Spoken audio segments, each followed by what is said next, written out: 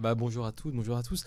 Donc on va discuter après ces deux interventions de nos invités qui étaient passionnantes et qui étaient une manière un peu de cadrer, je pense, vos travaux respectifs. On va essayer de vous confronter l'un et l'autre. Et évidemment, c'est une discussion qu'on va mener là tranquillement, mais n'hésitez pas à intervenir de vous-même quand vous voulez. Enfin, il n'y a pas de règle fixe. S'il y a des choses qui vous heurtent ou qui vous passionnent direct, allez-y, hein. Je pense qu'on est dans un protocole assez souple. Donc cette rencontre, elle était organisée avec une thématique, enfin un titre en tout cas assez intriguant, assez beau, Déserter, renoncer, fuguer, qui est une logique ternaire. Ça me fait penser presque à un titre de film, je pense au film de Christophe Honoré qui s'appelait Plaire, aimer, courir vite, et quelque chose comme ça. Mais on aurait pu peut-être appeler cette rencontre aussi différemment, je sais pas, on aurait peut-être pu l'appeler réhabiter, relancer, revenir, à la limite, qui est une autre manière peut-être aussi de penser la question de la désertion, du renoncement. On voit bien que c'est une thématique, un motif qui traverse vos deux réflexions de manière peut-être différente, on va en discuter. En tout cas, on sent bien, même en vous écoutant tout à l'heure, que voilà, c'est quelque chose qui vous travaille l'un et l'autre. Le renoncement, comme Alexandre l'expliquait tout à l'heure, est une question importante. Voilà, sous condition de sa politisation. On va essayer de comprendre ce qu'il veut peut-être dire par politisation du renoncement. Paul parlait des imaginaires de la résistance, qui est une autre manière aussi de poser cette question-là, de l'affût ou de quelque chose aussi de renoncer.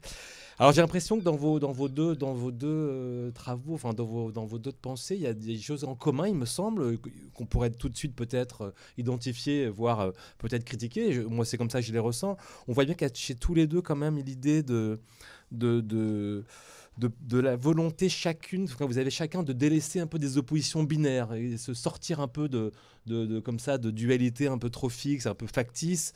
Chez Alexandre Monin, on voit bien qu'il y a la volonté, il a bien insisté là-dessus, de s'opposer à la question qu'on oppose souvent entre la technologie, l'innovation, l'idée d'innovation absolue qui du coup laisserait de côté la question évidemment climatique. À l'inverse, on lui poserait de manière symétrique la technophobie. Voilà, tu en as bien parlé tout à l'heure. C'était intéressant. On voit bien que c'est un binôme, une dualité que tu récuses. Et tu as parlé d'une expression importante qui est la ligne de crête. Et je pense que c'est en effet un travail, enfin un motif central dans ton travail. Donc on voit bien que c'est la ligne de crête. Et chez Paul, il y a aussi cette volonté d'échapper à une autre opposition aussi, qui est évidemment l'opposition. Tu viens d'en parler entre le travail et l'environnement, pour le dire vite. Et que on voit bien que ton travail cherche à politiser le mouvement climat, on peut le dire comme ça, hein, pour l'amener à prendre en compte l'exploitation du travail. Et à l'inverse, tu cherches aussi peut-être à conduire, peut-être à écologiser les luttes sociales elles-mêmes et leur faire admettre l'importance de l'urgence climatique. Donc on voit bien qu'il y a chacun d'entre vous une manière un peu d'échapper à ces dualités. Et c'est presque comme une tension qui traverse vos travaux tous les deux. Il y a une dualité, une tension importante. Une dialectique même, si je peux en procéder cette expression. Allez. Euh, mais il y a peut-être aussi autre chose. Alors peut-être c'est l'objet de la discussion de maintenant. Il y a aussi peut-être un écart aussi entre vous. Euh, Quand même, Paul parle. Il n'en a pas parlé tout à l'heure parce que il parlait de son prochain livre, mais il y avait un livre qu'il avait écrit avant qui théorisait ce qu'il appelle le communisme du vivant. Donc tu n'en as pas beaucoup parlé non plus, mais tu t'inscris donc on en parlait rapidement entre nous tout à l'heure, dans un héritage marxiste, hein, intellectuellement c'est évident, donc philosophiquement c'est une pensée que tu mobilises dans ta réflexion. Voilà, donc le communisme vivant, tu vas peut-être nous expliquer comment tu le conceptualises, comment tu le définis, mais Alexandre, peut-être par opposition, il me semble dans ton travail, la question elle est moins évidente sur cette question-là. Pour toi, le capitalisme ne peut pas être démantelé, tu l'as dit tout à l'heure, d'un coup d'un seul, et qu'il faut le penser autrement, une stratégie, etc. Et donc, la question, c'est est-ce que vos deux regards là-dessus sont, j'allais dire, incompatibles, irréconciliables, comme on dit ou pas, ou est-ce qu'ils peuvent trouver quand même des points d'accord. Et c'est une question importante parce que c'est la question du renoncement, de la désertion, de la fugue, elle se pose aussi par rapport à ce qu'on entend faire, notre manière de se positionner par rapport à cette question du capital. Alors peut-être, pour commencer, j'avais envie de vous demander à tous les deux, finalement, comment finalement vous pensez, vous l'un et l'autre, cette question de la désertion, parlons de manière frontalement, alors mettons le pied dans le plat, quoi. Et qu'est-ce que c'est pour vous déserter, renoncer à une manière de penser le travail, de penser l'exploitation de la nature, la question de la production. Est-ce que c'est un terme un horizon, disons, qui vous, l'un et l'autre, vous semble aujourd'hui judicieux et fécond? Peut-être Alexandre pour commencer.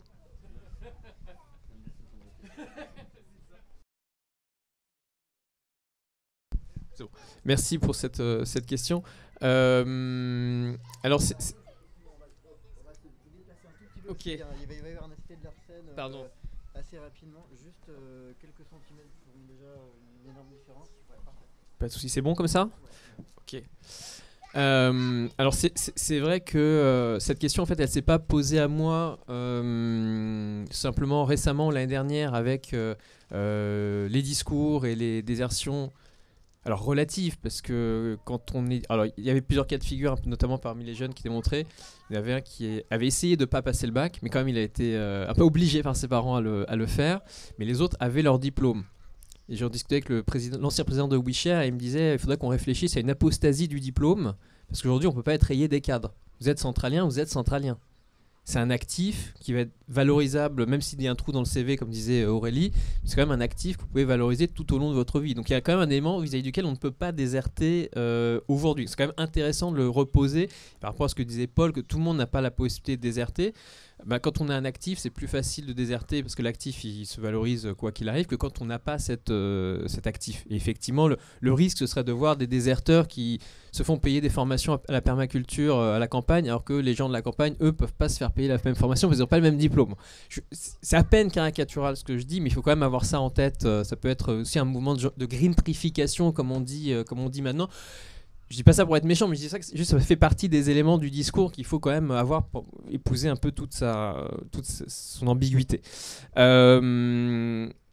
Effectivement, donc moi je m'étais posé la question pas en termes de désertion, mais en termes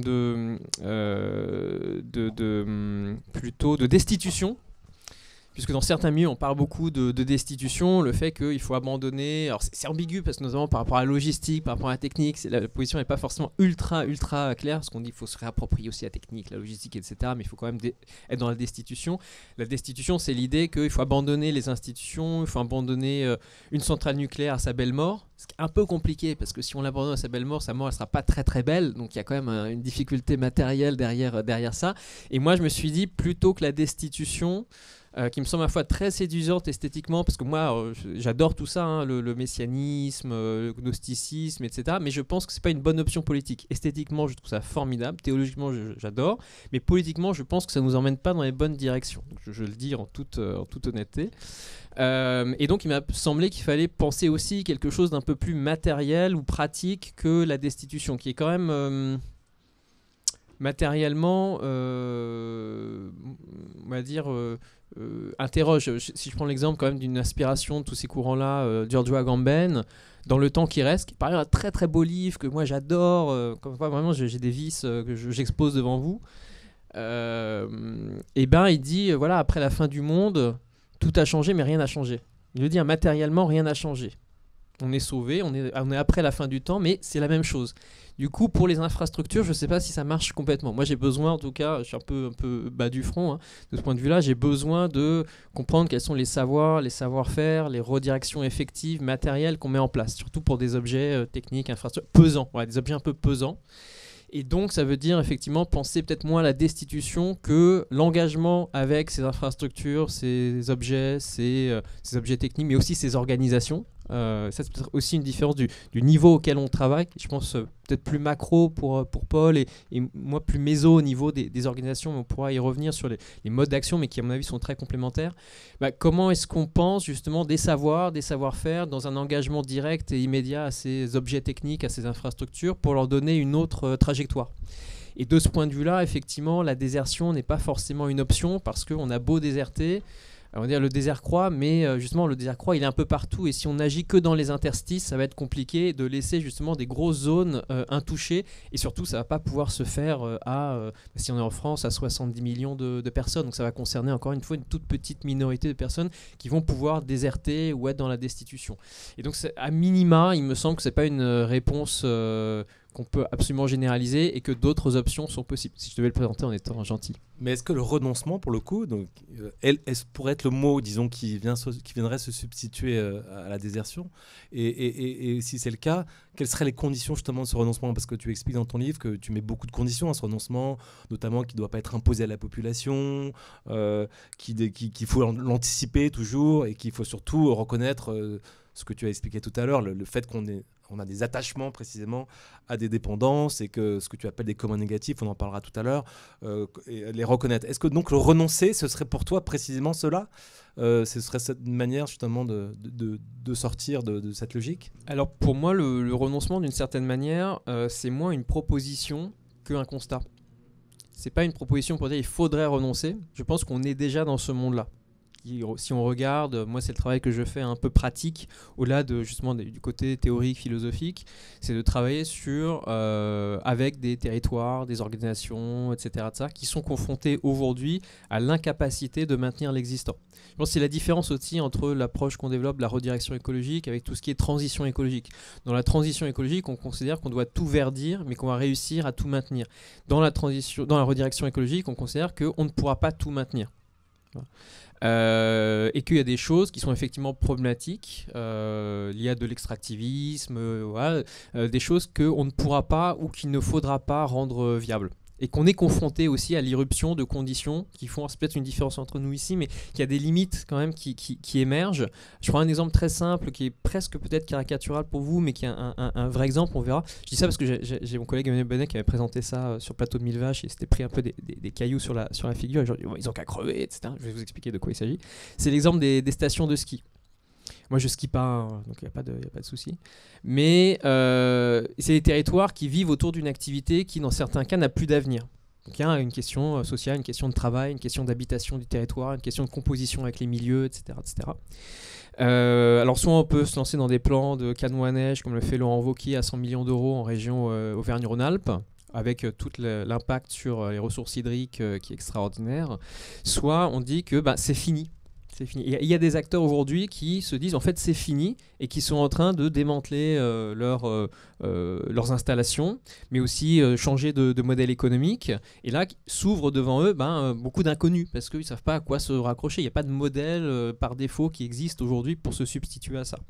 Et cette problématique-là, en fait, on peut la généraliser à plein d'endroits. On discutait avec responsable d'une entreprise du CAC 40, mon collègue Emmanuel Bonnet, il lui parlait de l'exemple des stations de ski parce qu'il y travaille depuis maintenant 3 ans et il disait ouais mais c'est pas qu'un exemple folklorique et qui ne concernera que ces territoires, il concerne d'abord ces territoires mais va concerner beaucoup d'autres organisations. Il disait en fait leur neige est en train de fondre et le gars en face disait après un temps de silence moi je vois bien où est la neige dans notre organisation.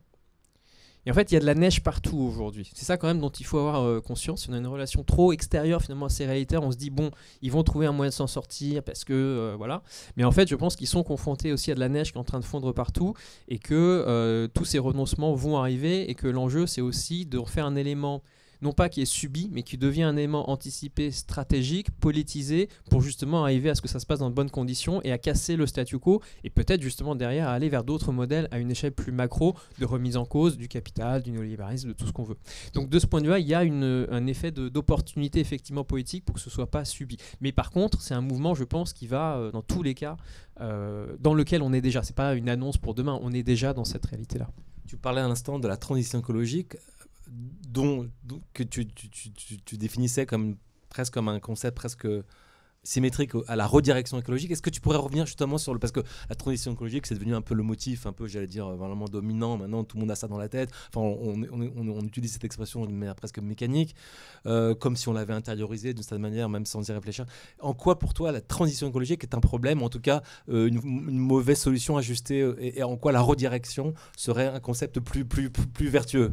Alors, oui et non, et ça, je ne veux pas faire ma pub sur le dos de la transition écologique en disant la transition c'est fini, venez dans la redirection, c'est formidable. Et je m'excuse presque d'avoir ajouté un nouveau, avec tous mes collègues, d'avoir ajouté un nouveau terme parce qu'il y en a déjà plein qui sont en usage. Et par ailleurs, il y a des gens qui font des choses assez variables au nom de la transition, des choses très respectables, d'autres qui le sont moins. Donc voilà, mon idée n'est pas du tout de les stigmatiser. Simplement, effectivement, par rapport aux approches existantes, il y a 2 points. Premier point, ce que j'ai indiqué tout à l'heure, les approches existantes, elles cherchent plutôt à maintenir une continuité avec l'existant, le verdir et regarder comment on peut améliorer les choses, les écologiser, les rendre plus efficientes. C'est pas exactement les mêmes. On peut être plus ou moins dans le vivant, plus ou moins dans la technique. Il y a des sensibilités, je pense, un peu différentes, mais pour quand même arriver à ce que ça passe en maintenant à peu près les choses en l'état. Et ce qui effectivement politiquement nous questionne, parce que dire est-ce qu'on peut maintenir le statu quo, est-ce qu'on doit maintenir le statu quo, etc., etc. Après, il y a quand même un autre problème en France, qui est que moi, si j'entends transition, notamment transition énergétique, je ne sors pas mon pistolet non plus, pour autant. parce que maintenant on a un peu cette impression que si on parle de transition écologique, on sort son pistolet parce que tout ça c'est pas suffisant. Sans doute que politiquement ça n'est pas suffisant, mais je veux aussi mettre à distance des discours supposément radicaux, qui à mon avis sont pas si radicaux que ça, consistant à dire par exemple, au moment même où il y a une transition énergétique qui est en cours dans le monde, alors peut-être pas suffisante, mais il y a quelque chose qui se passe qui ne s'était pas passé précédemment. Donc, et d'ailleurs en France, il y avait un reportage dans je ne sais plus quel quotidien récemment qui disait la transition est en train d'arriver partout, sauf en France. Bon. Où il faut soit défendre le nucléaire ou l'idée qu'il n'y a pas de transition possible. Et je ne sais pas si on est gagnant dans les deux cas. Et on en est arrivé à porter un discours où effectivement on dit que la transition énergétique n'est pas possible parce que c'est une accumulation d'énergie, etc., etc.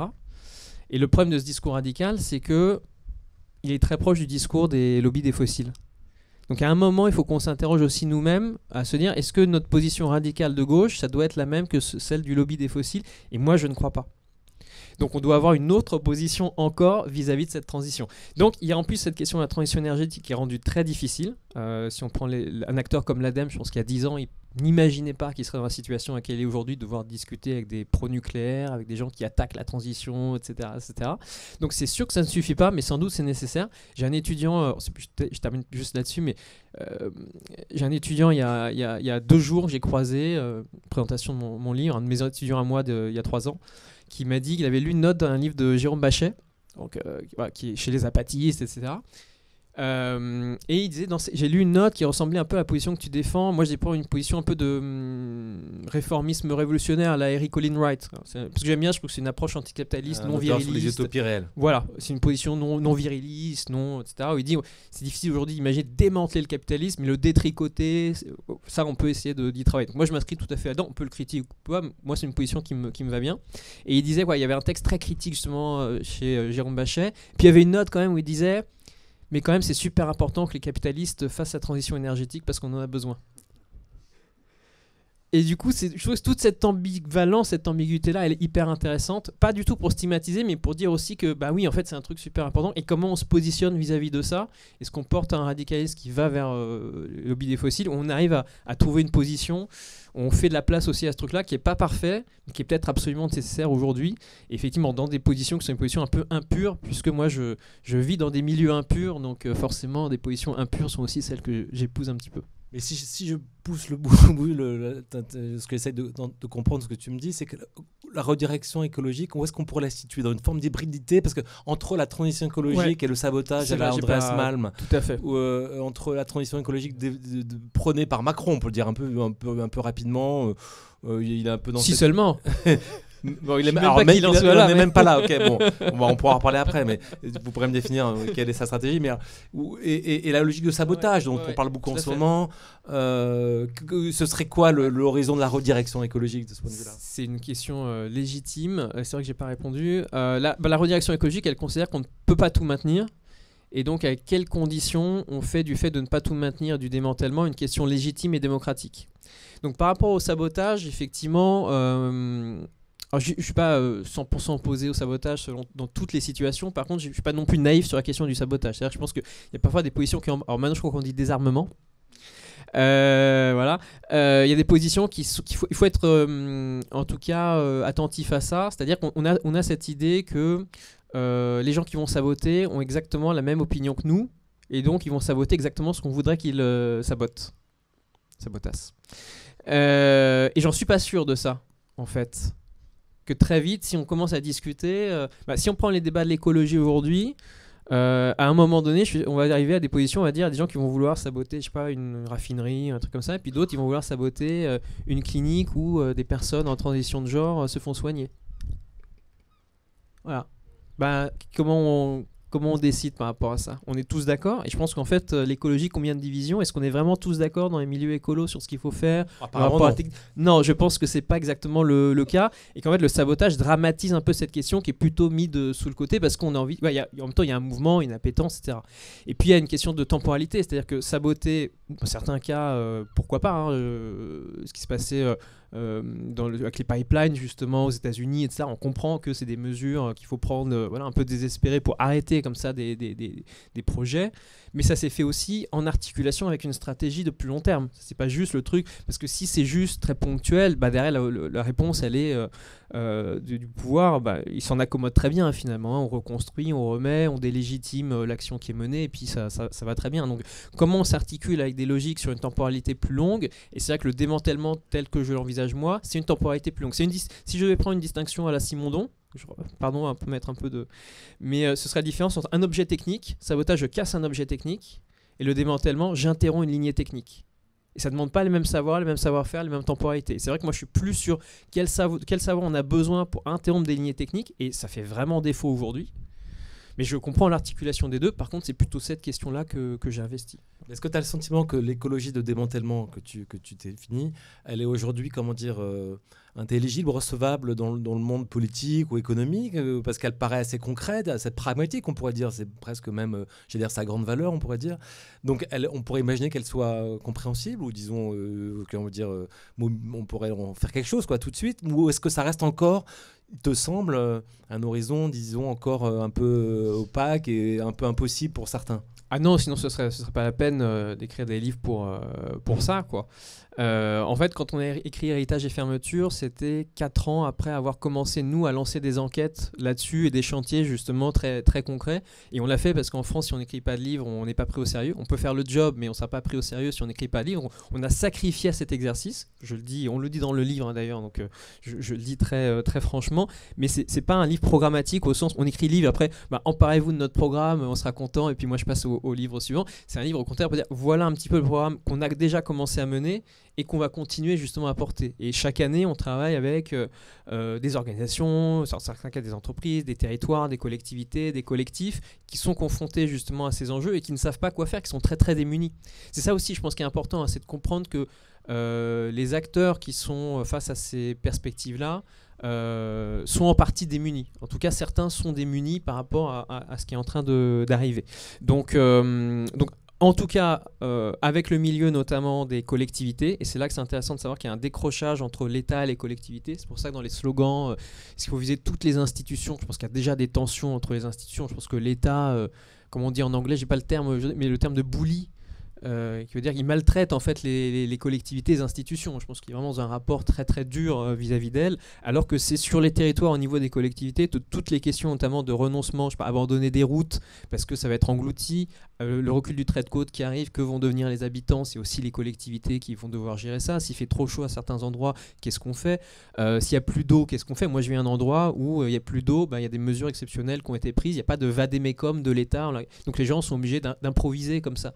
Donc comment est-ce qu'on accompagne justement et on essaye d'anticiper ces crises-là? Et je prendrai juste un exemple sur lequel j'ouvre le livre, qui reboucle un petit peu à ce que tu as présenté, parce qu'il concerne l'agriculture. C'est l'exemple des Pays-Bas, où là on a l'exemple d'un pays, à une échelle donc macro, les Pays-Bas, je fais juste 2 minutes sur cet exemple-là. Deuxième exportateur mondial au plan agricole au monde, après les États-Unis, mais pour une superficie de 0,42% du territoire américain. Donc on imagine que c'est une agriculture légèrement intensive. Et donc ça veut dire qu'il produit de l'azote sur son sol, qui va en plus être englouti, enfin c'est un exemple génial, les Pays-Bas, pour plein de raisons, qui produit de l'azote qui va dans l'atmosphère, reste dans les sols, etc. Et c'est un problème. Il se trouve que vous avez mis en place des permis de polluer pour les organisations, pour les laisser continuer à polluer, maintenir leur activité ce faisant. Et une ONG et une fondation locale de défense de la biodiversité ont attaqué ce permis. Et bref, je ne vous fais pas toute l'histoire. Le permis a été retoqué. Et en fait, les activités se sont arrêtées dans le pays. Du jour au lendemain, parce que le mécanisme qui permettait de les faire fonctionner s'est arrêté. Et donc, à un moment donné, la première mesure qu'ils ont prise, c'est de baisser la vitesse sur les autoroutes de 130 à 100 km/h, parce que sur l'économie d'azote dans l'atmosphère que ça a généré, ils ont débloqué le secteur de la construction. Donc c'est vraiment on déshabille Paul pour habiller Jacques, parce que sinon on peut pas. Voilà. Donc une économie en flux tendu, ce qui est vraiment extraordinairement intéressant, mais qui peut pas fonctionner comme ça. Et du coup ils ont annoncé des mesures de plus long terme qui impliquent à échéance 2030, donc c'est vraiment demain, une réduction de 30 à 50%, mais plutôt 50% du cheptel. et une expropriation de 30% des exploitations agricoles et une transformation, une refonte de 30 autres pourcents. Donc 60% qui sont complètement transformés. Bon, je ne vous dis pas toutes les conséquences, mais disons que ça plonge depuis le pays dans une crise politique. Et ça, c'est intéressant cet exemple parce que le levier d'action qui est juridique, en France, on va se dire, mais non, mais le levier juridique ne sert à rien, etc. Là, ça a fonctionné de manière assez incroyable. Et depuis lors, le pays est plongé dans une crise absolument incroyable. Parce que imaginez faire la même chose en Bretagne, vous allez voir les réactions. Et là, il y aura beaucoup de violence, je pense, qui va intervenir. Et voilà. Donc oui, il y a des exemples de redirection, sauf que là, ça a été fait de manière brutale. Et comment on évite que ce soit fait de manière brutale? Comment est-ce qu'on arrive à anticiper? C'est tout l'enjeu. Parce que, et je termine là-dessus, comme cette crise est intervenue en pleine crise Covid, avec beaucoup de discours conspirationnistes, il y a eu très tôt une jonction entre les discours conspirationnistes sur le Great Reset et le mouvement des agriculteurs et des éleveurs néerlandais, et notamment avec les Freedom Truckers canadiens qui s'opposaient au mandat vaccinal au Canada. Et du coup, le narratif, juste pour vous dire ce qui peut intervenir lorsqu'on a des renoncements qui interviennent au dernier moment et de façon brutale, le narratif qui a circulé aux Pays-Bas, ça a été de dire en fait, il n'y a pas de crise de l'azote. Alors, je ne sais pas si vous êtes fan de Vandana Shiva, mais j'ai une mauvaise nouvelle. Mais elle a fait une vidéo avec Russell Brand où elle disait effectivement il n'y a pas de crise de l'azote, c'est le Great Reset il y a un an. Russell Brand, vous savez, c'est le petit ami de Katy Perry qui est maintenant youtubeur conspirationniste. On est dans un monde extraordinaire. Et y a pas de, donc, le narratif, c'est de dire il n'y a pas de crise de l'azote. En fait, c'est un Great Reset.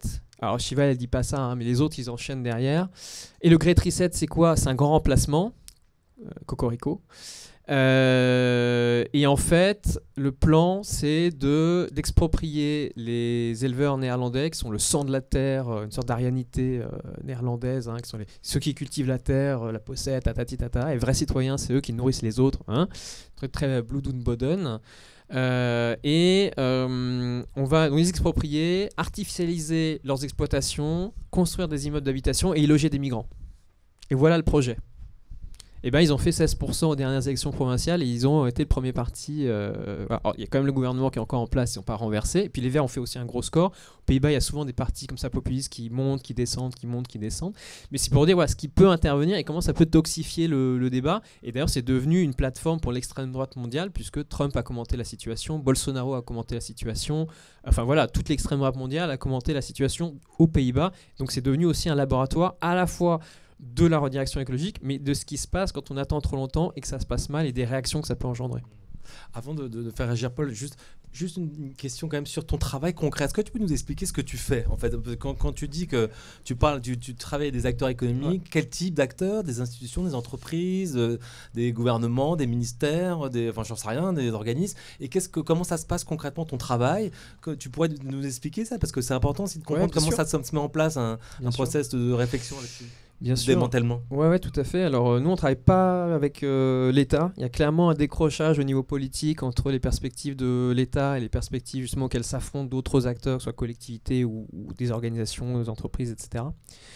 Je peux donner quelques exemples. Effectivement, nous, on fait ça dans le cadre d'une formation. Donc, c'est un cadre pédagogique. Donc, effectivement, on n'a pas vocation. C'est pas une formation qui s'intitule Démanteler le capitalisme. On aurait du mal à la pousser. Même si notre business model, c'est de dire on va demander aux entreprises de nous donner de l'argent pour les fermer.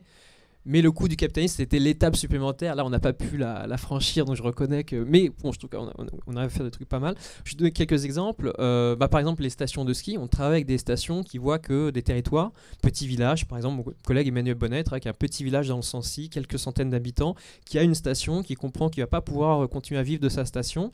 Les autorités, les collectivités lui disent qu'il faut faire du tourisme 4 saisons, des choses comme ça, alors que d'autres acteurs ont jugé que ce ne serait pas un modèle viable pour l'avenir. Et donc, comment se défend ce petit village, comment il se réempare aussi de son avenir et comment est-ce qu'il détermine lui-même. Il y a presque une question d'autogestion du territoire, d'auto-habitation du territoire, de quoi il va vivre demain. Au-delà d'ailleurs des impératifs qu'on peut lui faire de l'extérieur, parce qu'on pourrait lui dire tu vas vivre du tourisme en version collectivité, région, etc.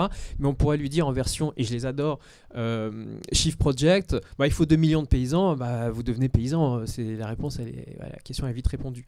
Non, comment les gens déterminent eux-mêmes quelle activité il va y avoir sur un territoire et comment on rentre là dans un domaine où c'est l'inconnu, c'est-à-dire qu'il n'y a pas de modèle économique lié à ça, on ne sait pas quoi faire, les institutions ne savent pas quoi faire, donc comment est-ce qu'on réinvente quelque chose à cette échelle? Ça, c'est quelque chose qu'on fait, on accompagne accompagne ce village dans cette perception, cette perspective.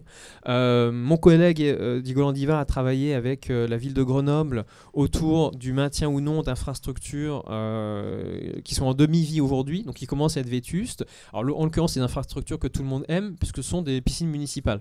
Et ce qui est important, c'est que Grenoble, c'est une cuvette, il fait très chaud, la question de la fraîcheur, etc. Mais ils ont plein de piscines, et la question, c'est est-ce qu'on va pouvoir les reconstruire demain ? Et donc, quand on les reconstruit, en fait, ça veut dire qu'elles ont des gains énergétiques parce qu'elles sont plus efficientes, mais comme elles viennent accompagnées de beaucoup plus de services, en fait, elles consomment plus d'énergie. Et est-ce qu'on aura les moyens de les entretenir 40 ou 50 ans et de les reconstruire dans 40 ou 50 ans? Et vraisemblablement, la réponse est non.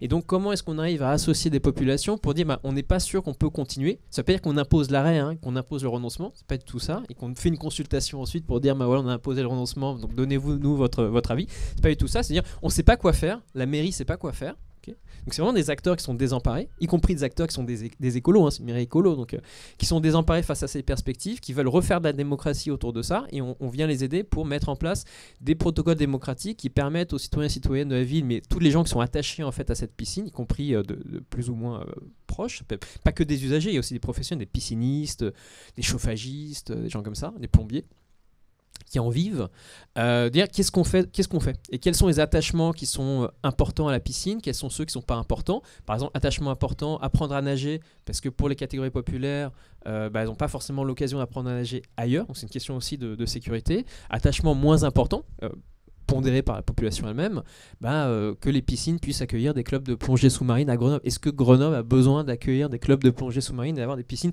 suffisamment profondes pour le faire? Il y a des chances que la réponse soit non. Et donc de permettre tout simplement d'enquêter collectivement, parce que pour moi l'enquête c'est une forme de démocratie, et d'apporter des réponses, et que derrière, faire en sorte que les autorités puissent jouer le jeu, mais comme ce sont des autorités qui sont déjà désemparées, elles ont aussi intérêt à jouer le jeu. Donc ça c'est quelque chose qui est en cours, le travail qui a été fait, il va être rendu public. Il l'a pas été parce que vous savez qu'à Grenoble, les piscines municipales, c'est un sujet un petit peu tendu pour tout un tas de raisons, et qu'en plus, on était dans une double séquence électorale présidentielle législative qui rendait compliqué le fait d'en faire tout simplement pour les opposants politiques un levier. Mais c'est un travail en fait qui continue. Et juste pour dire, nous on a travaillé sur la question des piscines il y a 3 ans. 2 ans plus tard, c'était le déclenchement de la guerre russe en Ukraine, et on a vu que toutes les piscines ont fermé leurs portes parce que renchérissement des coûts de l'énergie, et qu'il y avait quelque chose tendanciellement de compliqué à maintenir justement toute cette infrastructure. Donc, on rejoint ce que je disais, même le simple maintien de l'existant va être compliqué, voire impossible. Puis dernier exemple pour parler d'une entreprise cette fois-ci, parce que c'est aussi ça qui peut être intéressant. On a travaillé il y a 3 ans avec un acteur dans le domaine du BTP, qui est d'après le haut commissariat, je sais pas quoi, l'énergie, j'ai plus le nom de cette, mais qui donne un état un petit peu des questions climatiques en France annuel, qui vient de rendre son rapport là récemment. C'est le secteur, en fait, le BTP, on pourrait se dire, c'est des bruits TPS, etc., mais non. C'est le secteur qui avance le plus dans la décarbonation et dans des vraies actions, etc. Donc c'est assez intéressant de regarder ça. Et bizarre parce qu'après le béton on se dit que justement c'est les premiers concernés, et c'est effectivement avec la mobilité et l'agriculture un des secteurs les plus émetteurs de carbone, et c'est le secteur aujourd'hui qui est le plus en pointe finalement dans la réduction, et qui fait beaucoup d'efforts, et en fait on a réfléchi à l'arrêt de la construction neuve en Ile-de-France dans le Grand Paris, pour se faire plaisir, parce que c'est plus facile avec le Grand Paris derrière en toile de fond. Alors pourquoi le Grand Paris? Parce que Grand Paris, on construit plein d'immeubles, d'habitations pour des gens qui ne vont pas pouvoir se les acheter demain. Et donc, en fait, on construit des produits financiers. Qu'est-ce que c'est vertueux de faire ça?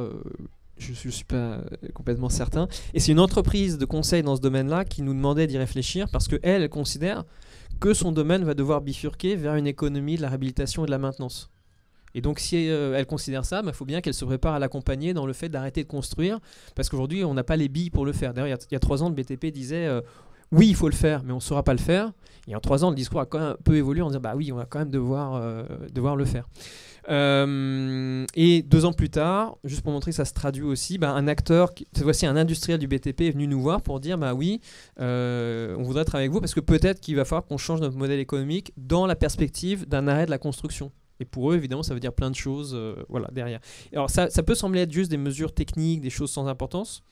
Je pense que c'est important malgré tout, parce qu'il y a des savoir-faire qui évoluent. Que deviennent les écoles d'architecture demain si on arrête de construire? Ça change aussi la profession, le métier, perspective. Il n'y a plus de gens nouvelles demain. C'est peut-être une bonne nouvelle, justement. Mais voilà, c'est des changements en fait très profonds avec plein de ramifications. Et aujourd'hui, on n'a pas les savoirs, on n'a pas. Donc l'idée, c'est d'y aller. Donc nous, on fait des enquêtes là-dessus et on essaie de faire des enquêtes qui transforment les situations. Et toute l'idée, je termine sur ce point-là, c'est qu'en fait, ces chantiers se multiplient partout, dans tous les domaines. On essaie d'être présent et on essaie surtout d'être présent en fait à l'écoute des acteurs qui, dans les organisations, s'emparent du cadre qui est le nôtre pour transformer leur situation. Donc c'est pas l'idée de dire on est des génies et à chaque fois qu'on va quelque part on transforme le truc. Non, on est là pour que des acteurs puissent s'emparer du cadre qui est nôtre, puissent s'emparer des perspectives de leur direction écologique, les aider en interne. Donc il y a des questions stratégiques qui sont évidentes là-dedans, parce que eux voient bien que ça va pas bien se passer dans leur secteur, dans leur domaine. Et donc ils essaient de faire en sorte de travailler à apporter des réponses, je dis pas du tout des solutions, mais des réponses à ces enjeux-là, avant que ce soit les murs qui s'imposent à nous. Voilà. Et derrière, de généraliser ces réponses plutôt que de généraliser des murs et qui sont pris au dépourvu. Voilà. En fait, ce que tu nous dis, c'est que tu as dû travailler jusqu'à la fin de ta vie, là, parce que s'il s'agit d'aider tout le corps social à penser à la question des communautés décarbonées, il y a de quoi faire. Pas que décarboné, mais c'est beaucoup plus large que ça. Mais oui, il n'y a plus d'eau, il n'y a plus de machin, il n'y a plus de vie, mais d'en faire aussi une question politique, c'est-à-dire d'être dans l'anticipation, la revendication et de se servir des leviers que ça apporte pour casser le statu quo. Peut-être juste un point là-dessus, vraiment c'est 30 secondes. On pourrait se dire que par exemple, basculer vers une économie de la maintenance et de la réhabilitation, c'est un truc technique, c'est pour les shifters, etc. Alors, même si c'était un truc technique, moi je voudrais que ce soit super intéressant de repenser le travail des cadres, le travail des ouvriers dans cette perspective. Enfin, voilà, moi je pense qu'il y a vraiment des trucs intéressants à faire là-dessus. Mais par ailleurs, quand on dit ça, à un moment donné, on se heurte à un plafond, c'est-à-dire oui on peut l'envisager cette transformation, mais derrière il y a quand même derrière toute une économie spéculative du foncier, du bâti, etc., une économie des actifs qui aujourd'hui génère notre croissance. Ce truc-là, comment est-ce qu'on le démantèle? C'est presque touché au capitalisme. Là, on se rapproche à un truc plus macro, mais si moi, je pense que c'est un truc plus financier, spéculatif, mais bon, je pense que c'est pas grave, on peut vraiment discuter. Et je vois pas beaucoup de travaux aujourd'hui pour dire, bah voilà, comment on démantèle cette économie des actifs qui très clairement nous fait vivre aujourd'hui. Hein. C'est pas la technologie, le truc, etc., la croissance. C'est aussi l'inflation du foncier qu'on n'appelle pas inflation par ailleurs. Donc ce truc-là, par exemple, un éléphant dans la pièce, à un moment, est-ce qu'on peut arriver à poser la question de son démantèlement? Et si on bascule vers la maintenance et réhabilitation, ces formes-là de propriété et de valorisation du foncier auront de moins en moins de sens et on va trouver des leviers techniques aussi pour les attaquer, voilà, qui sont des leviers aussi assez légitimes pour attaquer ce gros machin qu'aujourd'hui on arrive juste à critiquer théoriquement, mais voilà. Donc oui, effectivement, on a beaucoup de travail. Par contre, c'est pas un travail théorique. Hein. L'idée, c'est pas de faire des closing studies comme il y a eu des maintenance ou des repair studies et de se dire moi j'ai un travail de recherche jusqu'à la fin de mes jours, j'ai des publis, etc. Non, c'est d'aller effectivement sur le terrain et de faire le boulot qui doit être fait. Voilà. Merci beaucoup. Alors, je me retourne vers Paul, qui tout à l'heure nous parlait de la difficulté à imaginer une désertion précisément au nom de nos attachements, enfin nos dépendances, notamment au marché du travail, au marché de la consommation. Tu évoquais ça tout à l'heure. Peut-être pour revenir sur... peut-être de manière plus générale sur qu'est-ce que ça t'évoque, ce qu'on vient d'évoquer, le fait de ce qu'on appelle parfois le Green New Deal, c'est-à-dire le réformisme comme ça appliqué précisément à la question d'économie. Toi, tu parles d'un communisme du vivant, tu t'es inscrit dans un héritage intellectuel, je disais tout à l'heure rapidement, très précis, qui est issu du marxisme. D'ailleurs, peut-être tu pourrais nous dire en quoi la pensée de Marx te semble aujourd'hui un outil important pour penser ces questions-là, parce qu'il a souvent été caricaturé, peut-être, ou simplifié, je ne sais pas, tu vas me dire, comme un penseur anti-écolo ou alors pré-écolo, je ne sais pas comment on peut le dire. Enfin, en tout cas, Serge Audier, qui est un sociologue historien, a écrit de livres importants sur justement l'histoire de la gauche dans son ancrage productiviste, dans son histoire, comme ça, à travers plusieurs livres, notamment L'âge productiviste ou La cité écologique, où il pense à l'angle mort, hein, précisément de la gauche dans son rapport à l'environnement historiquement. En quoi, pour toi, la pensée de Marx, en quoi elle vient se greffer et élargir peut-être d'une certaine manière la pensée de l'exploitation dont tu parlais tout à l'heure rapidement? Tu veux pas que je parle de désertion en fait? Alors que... si, tu y viendras, on y reviendra.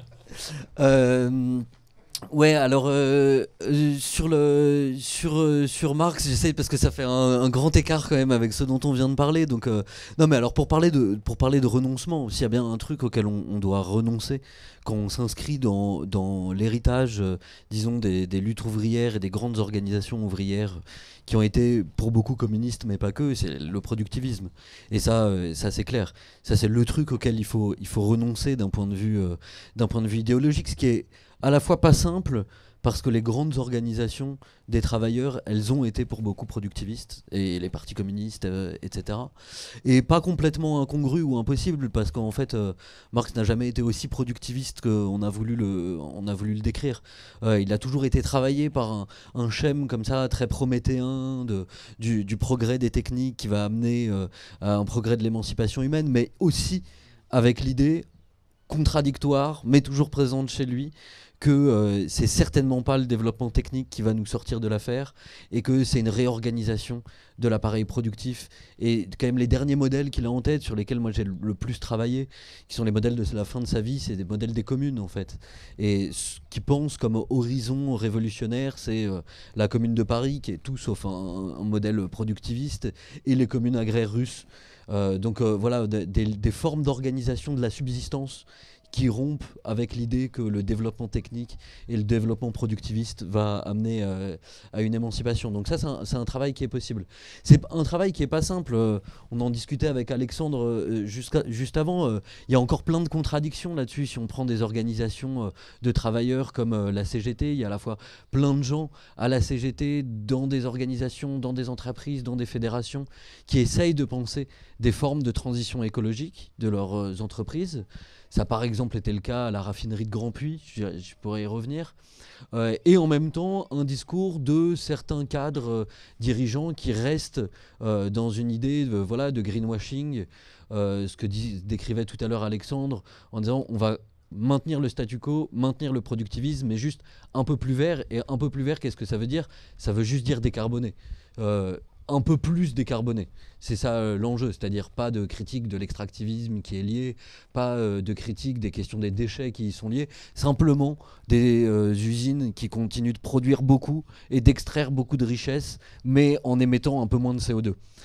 Donc voilà, ces contradictions-là, ces tensions, elles animent toujours, disons, les organisations du travail et les organisations de travailleurs. Mais ce qui me semble important, évidemment, dans la pensée marxiste, je dirais, c'est deux choses. C'est d'une part la place des travailleurs dans les perspectives de transition, qu'on appelle ça transition ou pas, mais dans les perspectives de transformation de la société, au sens où ils sont au cœur de l'appareil productif qui est le truc qui déconne le plus. Et ils ont la main dessus. Ils ont la main dessus, pas le pouvoir immédiatement, parce qu'il y a tout un appareil qui fait qu'ils n'ont pas le pouvoir, mais ils pourraient se réapproprier ce pouvoir-là.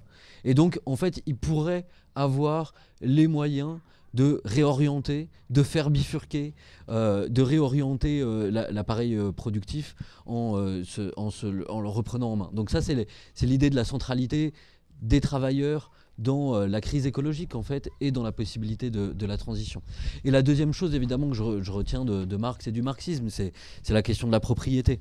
Qu'est-ce qui fait que on produit autant et on produit pour accumuler. Donc en fait, le cœur de cette mécanique-là, c'est le fait qu'on produit pour accumuler de la valeur, c'est-à-dire on produit parce que ceux qui sont propriétaires des moyens de production veulent accumuler. Et ça peut être propriétaire des moyens de production ou propriétaire des actifs spéculatifs. Et là, pour moi, ça rentre complètement dans le capitalisme, c'est-à-dire la finance, aujourd'hui, elle a un rôle majeur dans l'orientation permanente des flux de matière, d'énergie, de production, de personnes. En fait, en fonction des marchés financiers, se réoriente la production, elle se développe, elle se déplace d'un endroit à un autre, en fonction du coût de la masse salariale, du coût des énergies, du coût du pétrole, évidemment, etc. Et donc, du coup, voilà, cet enjeu-là, c'est aussi la propriété des actifs, comme étant au cœur de la crise écologique, de même que les travailleurs sont au cœur d'une possible réorientation écologique. Et ça, je pense, c'est le grand acquis, grand acquis du marxisme, pas que, mais quand même beaucoup du marxisme. Il y a une réflexion assez active en ce moment, justement sur la question de la propriété dont tu parles. Ou la question des communs, qui est évidemment aussi très très centrale en ce moment dans le paysage de la pensée politique. Ça te semble un indice intéressant justement d'une sorte d'horizon nouveau justement sur cette question-là, justement d'inventer un système qui échapperait justement à cette loi du marché, pour le dire vite.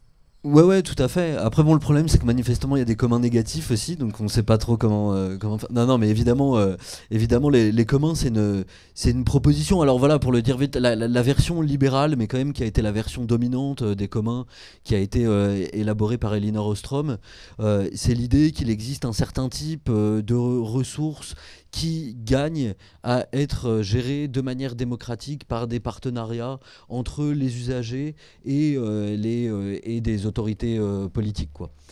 Et que donc une gestion, disons, démocratique concertée avec les différents usagers amène à une meilleure préservation des ressources. Et ça, bon, je pense que c'est une perspective tout à fait juste et tout à fait pertinente, légitime, etc. Je laisse cette version-là. En gros, ce qui a été amené après, dans les versions un peu plus radicales des communs, c'est l'idée de dire que les communs, c'est pas simplement lié à des types de ressources, c'est lié principalement à des modes d'organisation ou d'institutionnalisation. C'est comment on gère certaines réalités. Et à cet égard, ça fonctionne aussi bien pour des ressources naturelles, celles auxquelles pensait Elinor Ostrom, c'est d'abord l'eau, même si c'est aussi les ressources aquifères, les ressources halieutiques, etc. Mais beaucoup l'eau, donc ça marche pour les ressources naturelles. Mais ça marche aussi pour tout un ensemble de productions, par exemple les logiciels libres, les licences Creative Commons, donc tout un ensemble de produits qu'on peut dire des produits plus techniques que des ressources naturelles. Et à cet égard, oui, c'est effectivement une perspective tout à fait pertinente pour gérer un certain nombre d'objets, de dispositifs et d'êtres naturels. Ça c'est clair. La question après, c'est comment, pour moi, la question c'est comment est-ce que, allez, je vais le dire, comment on planifie les communs. Comment est-ce qu'on fait pour passer d'une gestion de communs localisée à une réorganisation de la société autour des communs. Et ça suppose des leviers politiques extrêmement forts, qui posent une question qui est immédiatement politique, qui est, à mon avis, comment est-ce qu'on contraint. Et là, je pense que c'est notre différence peut-être fondamentale avec Alexandre. Allons-y. C'est comment est-ce qu'on contraint tout un ensemble de gens à renoncer à un certain nombre de choses. Et quand je pense... Quelle est ta voix, toi? Ah, attends. Allons pas trop vite, parce que quand même, on arrive sur un terrain dangereux, là. C'est comment on contraint des gens qui n'ont absolument pas intérêt à renoncer à ce qu'ils ont. Et là, vous savez à qui je pense, évidemment. Des gens qui continuent d'accumuler des ressources. Et comment est-ce qu'on les contraint à lâcher ces ressources qu'ils possèdent, qu'ils exploitent, qu'ils détruisent? Et là, pour le coup, je suis tout à fait d'accord avec l'idée de renoncement. Je pense qu'elle est absolument centrale. Mais je pense qu'elle se pose de des manières extrêmement différentes. Il y a des gens qui vont devoir renoncer à des privilèges, des acquis, et voilà, des capitalistes, des gens qui possèdent des choses. Et à l'inverse, je pense que le renoncement, il ne peut pas se formuler pour toute une partie de la population qui, au moins depuis 40 ans, encore plus depuis la crise de 2008, ne participe plus ou de moins en moins au bénéfice de la croissance. Et parler de renoncement, je trouve ça hyper important à un niveau politique. Je pense qu'il faut renoncer à des grandes infrastructures, il faut renoncer à un certain nombre de choses, mais il faut être très sensible au fait qu'on ne peut pas convaincre des gens, impliquer des gens en leur disant vous allez renoncer à des acquis auxquels vous n'avez jamais accédé, ou en tout cas auxquels vous accédez plus, ou vous accédez de manière très minoritaire. Et pour moi, voilà, là encore, c'est une autre question, mais pour des... Ouais, je sais tout à fait que tu es d'accord. C'est une question qui s'est posée au moment des Gilets jaunes, justement, dans la question justement de ce qu'on demandait aux classes populaires. Ouais, alors là, les Gilets jaunes, c'est tout à fait l'idée de transition dont parlait Alexandre tout à l'heure, c'est-à-dire on fait une taxe carbone, c'est-à-dire un impôt indirect, une augmentation de la taxe carbone, c'est-à-dire un impôt indirect payé également par tout le monde, mais ce qui veut dire au vu du pouvoir d'achat, payé très inégalement par tout le monde, notamment par ceux qui dépendent des énergies fossiles pour aller travailler. Et quand même, ça revient à ce que je disais tout à l'heure. Les Gilets jaunes, au départ, c'est des gens qui disent ok, nous, on dépend des énergies fossiles pour aller travailler. Autrement dit, on dépend des énergies fossiles pour faire deux choses, pour gagner nos moyens de vivre et pour acheter des marchandises dans les centres commerciaux, par exemple, où on va. Donc notre subsistance dépend des énergies fossiles et c'est à nous que vous voulez faire payer cette dépendance aux énergies fossiles. Donc c'est un discours qui dit, voilà, c'est extrêmement inégalitaire.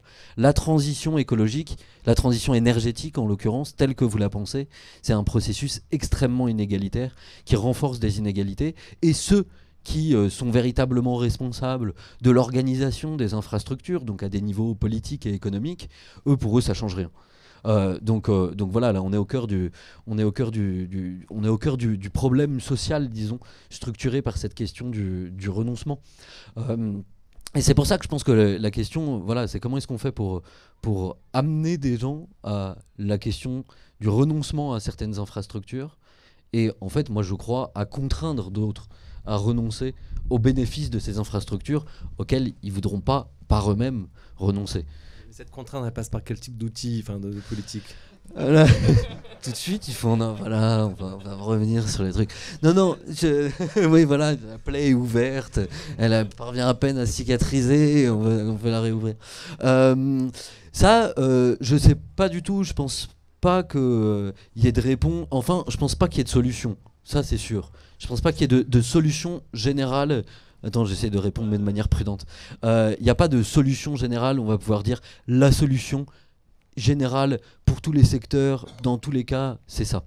Je pense qu'il faut partir au contraire des expériences, et des expériences qui sont menées par les principaux concernés. Et là, je pense à deux exemples qui se passent tous les deux en Italie, mais parce que c'est intéressant, en Italie, il y a une force ouvrière encore très constituée et très sensible aux questions écologiques. Les deux exemples, ils sont à Taranto, dans les Pouilles, dans le sud de l'Italie, où il y a une énorme usine sidérurgique qui fait 2000 hectares, donc qui est plus grande que la ZAD de Notre-Dame-des-Landes, qui est la principale usine sidérurgique d'Europe. Et après, il y a eu tout un mouvement de mobilisation, à la fois de communautés habitantes, notamment de collectifs de femmes qui luttaient contre les pollutions environnementales produites par l'usine sidérurgique, et par des syndicats en scission avec les syndicats majoritaires, mais qui plaidaient pour une réorientation de l'usine. Et ils ont obtenu, au cours de procès extrêmement longs, la condamnation de l'usine, qui s'appelle ILVA, à la fermeture d'un certain nombre de fours, et à la condamnation de l'usine pour catastrophe environnementale. Alors elle n'a pas complètement fermé, mais ce qui est intéressant, c'est qu'on voit là des communautés habitantes et des travailleurs qui se mobilisent pour le maintien de leurs conditions de vie, pour de meilleures conditions de travail, et qui ont en plus, comme dans le cas de la raffinerie de Grandpuits en France, ont un projet de transition écologique, puisqu'il s'agissait de réorganiser les usines, de réorganiser leur production. Le deuxième cas, encore en Italie, celui-là il est près de Florence. C'est une usine qui s'appelle GKN, qui produisait des SUV ou du matériel pour du SUV. Et l'usine est quasiment en faillite, et en fait il y a eu un projet de reprise de l'usine par des ouvriers eux-mêmes, avec là encore un programme de transition écologique, non plus fabriquer des SUV, mais fabriquer des composants qui vont servir à la transition énergétique, et il reste dans le vocabulaire de la transition énergétique. Mais ce qui est intéressant à GKN, un peu différent de Taranto, c'est qu'il y a deux processus qui se cumulent. Il y a d'une part le fait que c'est les travailleurs qui essayent de se ressaisir de l'appareil productif, qui essayent de reprendre l'appareil productif, et d'un autre côté, l'idée d'amorcer par cette reprise de l'appareil productif une transition, une bifurcation, une réorientation écologique. Non, allez, maintenant le vocabulaire qu'ils emploient, ils parlent de transition écologique. Restons dans leur vocabulaire. Mais donc je pense que ça c'est intéressant, ça veut dire qu'en fait il y a la possibilité, il y a des leviers possibles de réappropriation collective des appareils productifs, des infrastructures logistiques, etc.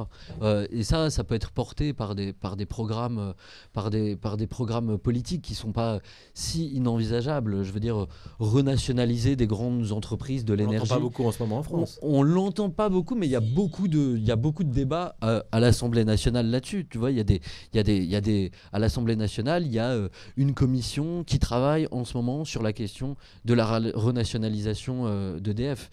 Je ne pense pas que la question de la renationalisation soit le seul opérateur ouais, voilà. La renationalisation est sans doute pas le seul opérateur parce que c'est toujours hyper centralisé, hyper organisé, très par en haut. Et que, en fait, je pense le mot d'ordre de la socialisation de l'appareil productif, de l'appareil énergétique, il est plus intéressant.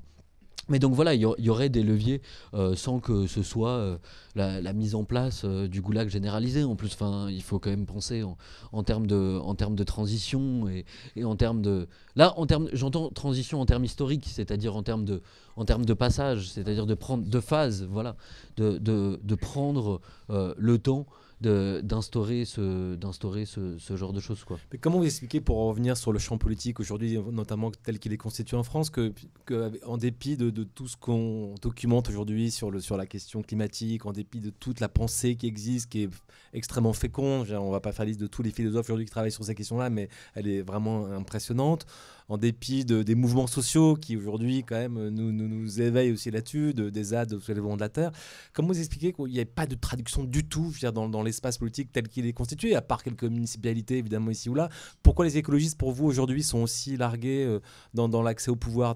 Par exemple, c'est une question, peut-être qu'elle est un peu posée de manière un peu naïve, mais comment vous expliquez ce décalage entre l'urgence telle qu'elle existe et qu'elle est documentée, qui est partagée quand même par beaucoup de citoyens aujourd'hui, et son impossibilité, son impossible traduction politique?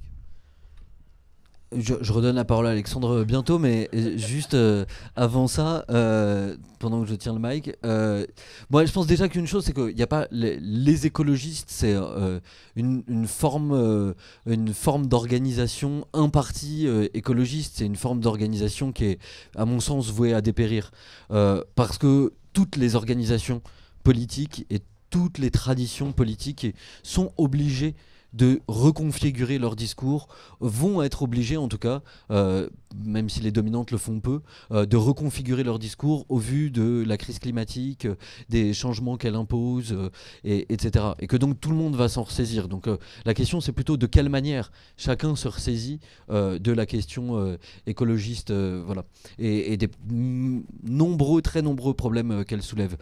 Bon, ceux qui sont au pouvoir actuellement, ils en ont juste rien à foutre. Quand même, globalement, il y a un peu de vernis, je vais peut-être un peu trop loin, mais il y a un peu de vernis ici ou là, mais voilà, ils pouvaient pas prévoir le réchauffement climatique, paraît-il. Donc bon, c'est quand même manifeste que c'est pas un truc qui est vraiment qui les intéresse, même s'il faut en parler un peu. Et après, la raison pour laquelle ça accède pas au pouvoir, et là moi je pense qu'il y a la question centrale, c'est celle des rapports de force. C'est que les gens qui ont le pouvoir économique et politique veulent que les choses continuent comme avant, au prix d'une dégradation extrême des conditions d'habitabilité de la planète et des conditions de vie des gens qui l'habitent. Et que donc, c'est là où moi je pense il y a la question démocratique qui est importante, et il y a la question des forces sociales capables de contraindre à ça. Et pour ça, il y a tout un répertoire de lutte. Je crois que le sabotage en fait partie. Comme moment, hein, je pense que le sabotage, c'est pas on va saboter des infrastructures et puis on sera tranquille. C'est plutôt on va saboter des infrastructures pour leur faire peur, pour leur faire comprendre qu'en fait c'est plus possible. Et donc en fait c'est plutôt pour moi la question d'un vrai rapport de force hyper structuré et qui fasse peur, qui soit capable d'infléchir véritablement les logiques de pouvoir. Et je termine juste là-dessus. Je pense que pour l'instant ça a été très manifeste dans la séquence qui vient de se passer des 4 derniers mois, quoi. On peut dire qu'il y a un mouvement massif pour la réforme des retraites, mouvement social centré autour de la question du travail, extrêmement massif, mais en fait qui a plus trop de moyens de faire pression. Qui a perdu un peu ses moyens de faire pression. Le seul moment où il l'a eu, c'était à des moments très ponctuels, par exemple la grève dans le secteur du déchet en Île-de-France, où là, il y a eu des effets un peu forts. Et à ce moment-là, une politisation un peu de questions écologiques aussi. Au même moment, il y a les soulèvements de la Terre, qui là est une organisation beaucoup plus radicale dans ses modes d'action. Mais dont on voit qu'elle menace immédiatement, immédiatement le pouvoir, quoi. Et puis du coup est dissoute. Et dans le même temps, là je vais faire un lien peut-être un peu trop rapide, mais bon, il y a une opération policière coloniale contre-insurrectionnelle à Mayotte, un assassinat de Naël dans les quartiers de Nanterre, et quand même, et qui témoigne de l'histoire coloniale de la France et de sa structure coloniale de l'appareil policier. Et donc on voit quand même que ce qui fait tenir toutes ces machines de pouvoir, d'économie, toutes ces machines économiques, c'est un État policier racial qui vise à reproduire en permanence des divisions et qui vise à empêcher une transformation de l'appareil productif et de la structure du pouvoir. Quand même, il y a eu peu, pour l'instant, dans cette séquence-là, c'est quand même assez manifeste, de liens forts qui ont pu se faire contre cet appareil racial qui fait tenir la machine économique. Alors les soulèvements, ils essayent de le faire un peu en soutien à Naël. Il y avait des choses pour l'écologie au sein du mouvement des retraites, mais voilà, vraiment cette structure que, en fait, quand même, quand il y a un problème, on envoie la police et l'armée, et certains s'en prennent plus dans la gueule que d'autres, très clairement. Donc cette structure-là, c'est quand même notre obstacle, je crois, vraiment principal. Et pour moi, c'est pas la question écologique qui est l'obstacle principal, c'est l'État policier qui empêche toute mobilisation et qui reproduit des rapports raciaux en plus. Alors, par rapport à tout ce qu'a dit Paul, je suis d'accord, je pense à 95% sur tout ce qu'a dit sur les gilets jaunes, sur tout un tas de choses. Donc, j'ai plusieurs choses en complément par rapport à ce qui vient d'être dit. Moi, il y a aussi quelque chose qui m'a interpellé dans les dernières années, les séquences un tout petit peu antérieures. C'est aussi parce que tu dis que le communisme, peut-être c'était une différence, mais dans mon livre, je parle de communisme sanitaire à un moment donné en citant. Donc, en fait. On peut le faire revenir par d'autres bords, on va dire. Il y a aussi un élément pour moi qui n'a pas été traité, c'est justement cette question et qui concerne les travailleurs, notamment aujourd'hui avec les histoires de Covid long, savoir, il y a des gens qui retournent au travail, qui sont sommés, c'est la dépendance au marché dont tu parlais tout à l'heure, qui sont sommés de retourner dans des conditions où qui les vulnérabilisent et qui les exposent parfois à une mort certaine. Voilà, et ça fait partie aujourd'hui et ça a été totalement accepté, y compris par plein d'organisations.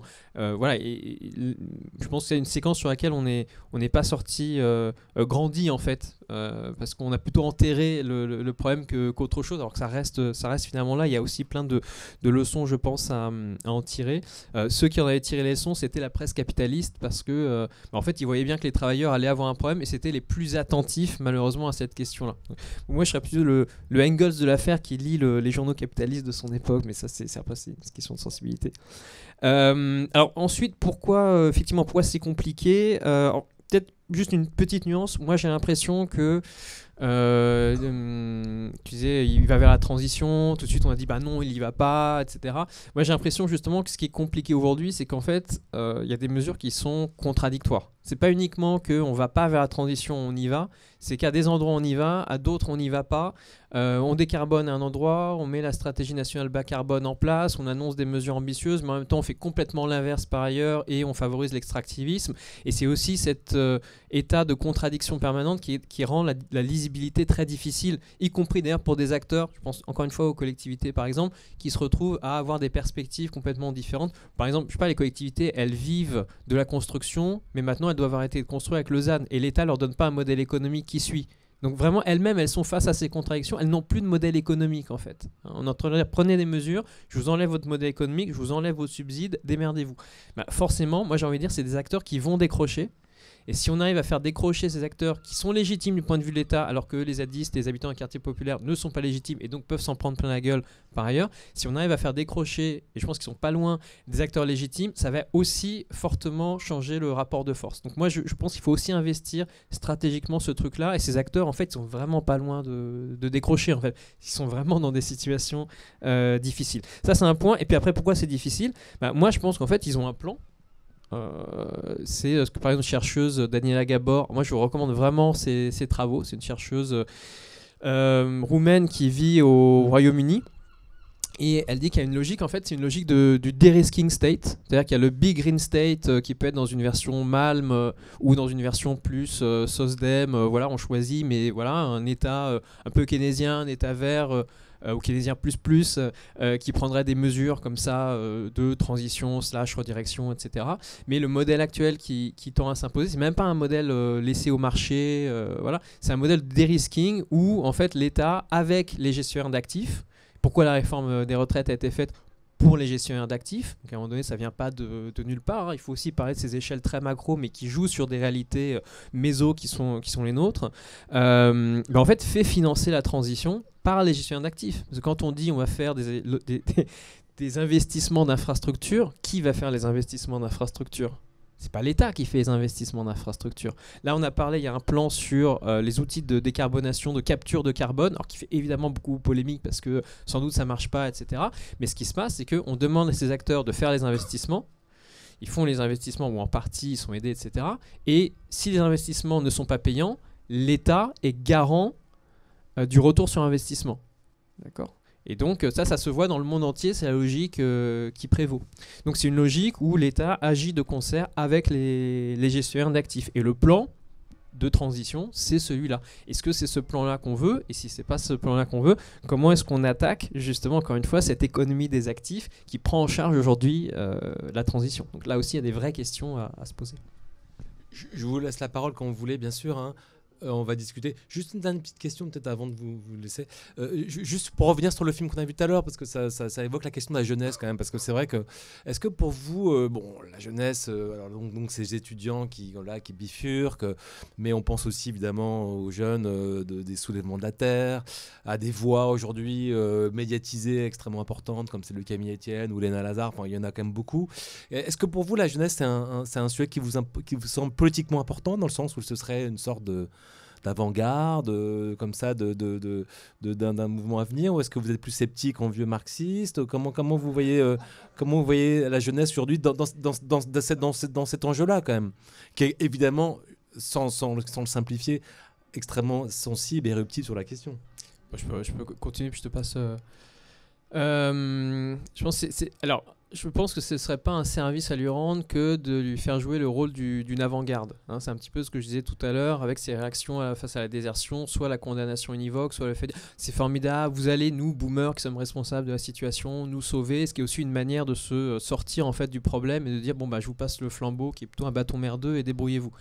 Donc de ce point de vue-là, effectivement, c'est pas évident. On voit bien qu'il y a un concernement très, très fort, qu'il y a des voix qui sont proposées, qui sont intéressantes, qui à mon avis sont pas suffisantes. Moi je suis pas forcément 100% aligné avec tout ce que pensent les soulèvements de la Terre, notamment le lien au local, le lien à un certain nombre de thématiques me semble pas suffisant pour penser à un certain nombre d'enjeux aujourd'hui qui sont aussi des enjeux planétaires, qui sont aussi des enjeux internationaux.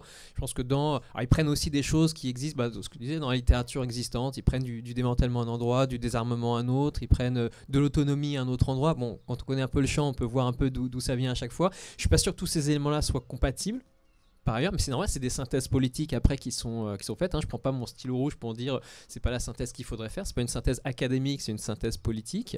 Mais effectivement, notamment dans l'insistance sur très grande aujourd'hui, qu'on peut comprendre, lien au territoire, sur l'autonomie. Je trouve qu'il y a quelque chose qui prend beaucoup de place et qui peut être assez problématique par rapport à d'autres perspectives qui sont les nôtres. Quand on reprend encore une fois le début de la vidéo, on nous dit qu'il y aura des réfugiés climatiques. Si on investit très fortement cette question de l'autonomie, qu'on en fait le seul levier, c'est assez facile pour d'autres groupes politiques de s'en emparer et d'aller dans une toute autre direction. Et si on ne se prépare pas à penser que c'est pas l'autonomie de son petit arpent de terre qui remplace finalement la fausse autonomie qu'on avait dans son pavillon ou ailleurs, et qu'on pense des migrations qui vont être celles de millions, dizaines de millions, centaines de millions de personnes, c'est des modèles qui ne sont pas exactement alignés avec ces perspectives-là. Donc voilà, il y a encore à mon avis des choses qu'il faut ajouter, mais en travaillant avec et pas du tout en travaillant contre ou en stigmatisant. Voilà. Si vous voulez poser des questions, elles sont évidemment les bienvenues. Je ne sais pas s'il faut il y a un micro qui circule ou c'est le même micro, voilà, donc je le donne. Monsieur, ouais. Merci beaucoup. Merci aussi au commissaire d'avoir invité tout le monde là, parce que je trouve que c'est hyper fructueux. Moi, j'avais juste une remarque parce qu'on est à Dieppe et que ça résonne beaucoup. Hein. On a une piscine qui n'a pas été chauffée et puis il y a des centrales nucléaires qui sont loin d'être démantelées, qui sont plutôt en phase de voilà. Donc je trouve que localement, tout ce que vous dites, ça fait voilà. Vous avez parlé à un moment de décrochage. Est-ce que vous pourriez juste compléter, c'est-à-dire cette idée de décrochage donc de certaines collectivités locales qui n'y arriveraient pas, etc. Qui seraient donc plus légitimes que les jeunes des banlieues ou voilà. Non, mais je vois du point de vue pouvoir. Mais qu'est-ce que c'est que ce décrochage et est-ce qu'il est pérenne? Enfin, ça me fait penser parce que nous, dans les écoles d'archi, là, il y a eu tout un on a des grosses mobilisations parce qu'on manque de moyens et certains professeurs, on pourrait dire, ont justement décroché du ministère de la Culture en disant non, mais on manque de moyens, etc. Et on se demande est-ce que tout ça c'est pérenne aussi, ce décrochage? Enfin, qu'est-ce que c'est que ce décrochage et est-ce qu'il serait pérenne? Enfin, ou est-ce que structurellement, voilà, ce sera un décrochage très temporaire finalement? Merci pour cette question. Alors, évidemment, j'ai pas la réponse telle quelle, mais je peux donner des éléments en tout cas, effectivement. J'ai l'impression effectivement qu'il y a des injonctions qui sont faites de changer de modèle, d'intégrer des lois comme le ZAN, donc sur le zéro artificialisation nette, sans qu'il y ait du tout de modèle économique qui les accompagne et qui mettent de plus en plus les collectivités dans des situations impossibles en fait. Et que, là j'ai pris l'exemple du ZAN parce qu'évidemment les collectivités se financent beaucoup par la construction, donc si on leur dit d'arrêter de construire, c'est tout un modèle presque de productivisme du foncier en fait qui s'arrête. Et du coup qu'est-ce qui se passe? C'est un mode de subsistance complètement différent, mais qui suppose donc peut-être un contrat social et économique complètement différent, sauf que c'est fait pour maintenir le business as usual d'un autre côté et l'adapter. Et cette tension-là, elle va plus fonctionner très longtemps. Et là, j'ai pris juste un paramètre, mais on peut en prendre évidemment d'autres que sur le foncier. Donc à mesure que ces exemples vont se multiplier, ça va être compliqué. Après, ce qu'il faut penser aussi par rapport, je pense, aux collectivités sur ce décrochage, c'est qu'une manière qu'elles pouvaient avoir de ne pas décrocher, c'était d'être en concurrence les unes avec les autres. C'est le modèle, un peu le modèle schumpeterien, il y en a un qui s'en sort sur 100. C'est-à-dire que le système il fonctionne quand même parce que les meilleurs s'en sortent. Donc les autres ils sont pas bons, donc c'est normal qu'ils s'en sortent pas. Là, avec les collectivités, en fait, il n'y a non plus aucune de modèle pérenne. On ne peut plus jouer finalement les unes contre les autres comme si c'était des entreprises. Et les métropoles, etc., c'est très largement comme des entreprises aujourd'hui qui sont en concurrence les unes avec les autres. Ce qu'on voit un petit peu, c'est un exemple sur les aéroports, parce qu'on se pose aussi la question de la fin de certains aéroports, etc. Nous, on a travaillé avec des collectifs, un collectif de 105 mairies opposé à la construction du terminal 4 de Roissy. C'est finalement Macron qui l'a pas fait, mais derrière, c'était toute la question des emplois, du modèle justement du grand projet inutile, etc., etc. Maintenant, ils sont un peu sur la logistique, mais ça se fait plus en sous-marin, mais ça, on n'en reparlera pas ici. Il ne faut pas attirer des ennuis à ces élus. Et en fait, le truc, c'était de dire, si un aéroport la logique classique, c'est de dire, si un aéroport qui ferme à un endroit, super, nous, on aura plus de touristes chez nous. Donc c'est pas un problème, le système peut ne jamais s'arrêter parce qu'il y a toujours des gens qui vont tirer les marrons du feu. Or ils se rendent compte quand même elles ont les collectivités les mêmes problèmes, qu'elles ne peuvent plus jouer sur cette logique-là parce que c'est une logique finalement très temporaire où on s'en sort parce que les autres sont en train de crever et que la pérennité de ça elle est quand même à interroger. Et ce qui est en train de se passer aujourd'hui, c'est qu'il y a une espèce de solidarité notamment qui est en train de se jouer entre Orly, Roissy et le Bourget pour demander en commun une diminution du trafic et d'aller justement vers ce qui doit être la pente naturelle, c'est-à-dire une sortie aussi tout simplement à du tourisme, de l'aviation de tourisme, etc., etc. Et donc plutôt que de jouer la carte individuelle de la concurrence, ils se mettent en commun justement pour peser. Et ça, je pense que c'est un levier demain pour qu'il y ait un rapport de force justement entre l'État et entre ces acteurs, que ce soit collectivités à différents niveaux, pour peser, parce que sinon ils vont se faire étrangler et que cette logique schumpeterienne ne va pas les sauver éternellement, ou elle va en sauver quelques-uns, mais tous les autres étant morts, je pense qu'ils commencent à s'en rendre compte et qu'il faut passer à autre chose. Mais tout a été fait pour en faire des acteurs individualisés, vivant les uns contre les autres. Donc il faut quand même changer de culture, aller à rebours, mais ça fait partie des chantiers qui me semblent effectivement très importants, très intéressants.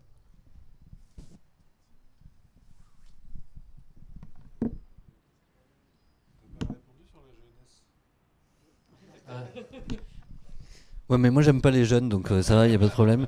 Non, c'est juste, je suis sceptique sur la catégorie de jeunesse, comme ça. Avec un mot, comme disait Pierre Bourdieu. Ouais, voilà, comme catégorie générale, je pense qu'il y a plein de, il y a une structuration sociale hyper forte de la jeunesse aujourd'hui, et que la structuration sociale, elle a plein de dimensions. et qu'elle fait que personne n'est à la même place et que donc du coup ça marche pas de dire la jeunesse, je pense. Voilà. Il faut une appréhension plus fine. Et après, je pense que je suis pas sûr. Y compris après c'est compliqué parce que voilà, Fridays for Future, Youth for Climate, c'est des jeunes qui se sont mobilisés comme jeunes en disant bah nous on est jeunes, c'est l'avenir que vous nous réservez qui nous convient pas. Et ça c'est important parce que ça veut dire une compréhension de la temporalité des phénomènes climatiques et de la dimension intergénérationnelle de la politique. Mais en même temps, plein d'autres organisations, même si elles sont pleines de jeunes, elles thématisent pas la question de la jeunesse. Enfin, les soulèvements de la terre, c'est pas présenté comme un mouvement de jeunesse, quoi. C'est pas, je crois que c'est pas forcément l'enjeu le plus déterminant.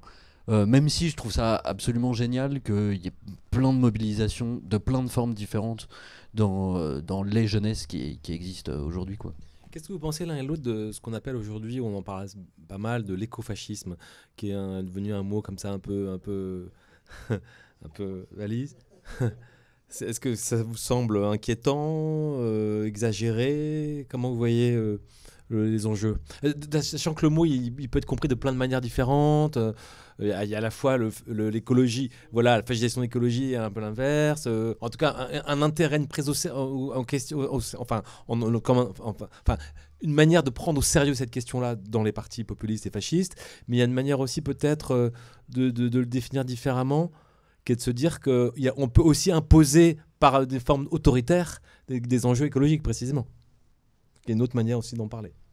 Ça, c'est la partie d'Alexandre, du coup. On vient de se répartir la tâche. Je suis en charge de l'écologisation du fascisme. Parce qu'en fait, on peut dire qu'il y a deux tendances, quoi. Écologisation du fascisme, les fascistes qui se mettent à se saisir de la question écologique, et l'écologie qui a des tendances fascistes. Je vais me centrer sur le premier aspect. Moi, je crois que c'est un phénomène hyper à la fois minoritaire et extrêmement important. C'est quoi l'écologisation du fascisme? C'est le fait que tout un ensemble d'organisations d'extrême droite ou fascistes, carrément, se saisissent de thèmes écologistes. Et elles le saisissent de quelle manière? En disant, bon, bah voilà, il y a du changement climatique. Leur principal truc, c'est quand même le changement climatique. Ouais, bon, même s'ils parlent aussi un peu d'effondrement des écosystèmes. Mais, et c'est dire, bon, bah voilà, ces menaces-là, c'est une menace qui est liée à l'augmentation de la population. Augmentation de la population mondiale, mais en plus augmentation de la population dans les pays des Nord, ce qui les intéresse, quoi. Et donc en gros, pour défendre les cultures européennes ou occidentales blanches, il faut limiter la population. Limiter la population, ça veut dire limiter principalement l'immigration et contrôler les populations non blanches, racisées ou considérées comme n'étant pas européennes, et puis contrôler le corps des femmes aussi, parce qu'il faut quand même pouvoir contrôler qui fait des enfants, comment et avec qui. Et donc du coup, cette écologisation du fascisme, elle est extrêmement présente dans des pans très particuliers des pensées fascistes, par exemple de la nouvelle droite depuis les années 80. En fait, ce qui a été marquant au cours des dernières années, je trouve, c'est l'implosion de ces discours dans l'extrême droite en général, y compris l'extrême droite parlementaire. Ça veut dire qu'en 2019, par exemple, j'avais étudié le discours du Rassemblement national pour les élections européennes de 2019.